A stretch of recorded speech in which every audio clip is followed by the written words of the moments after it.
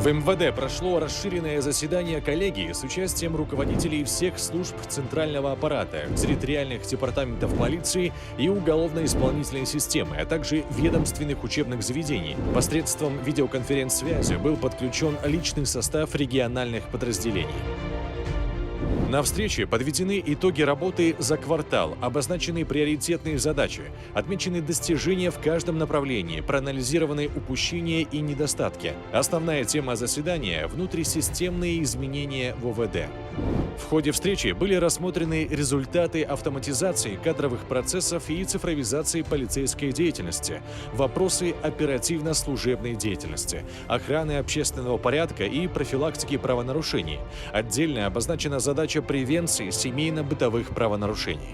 Ключевыми направлениями работы также обозначены противодействие организованной преступности, торговле людьми и экстремизму.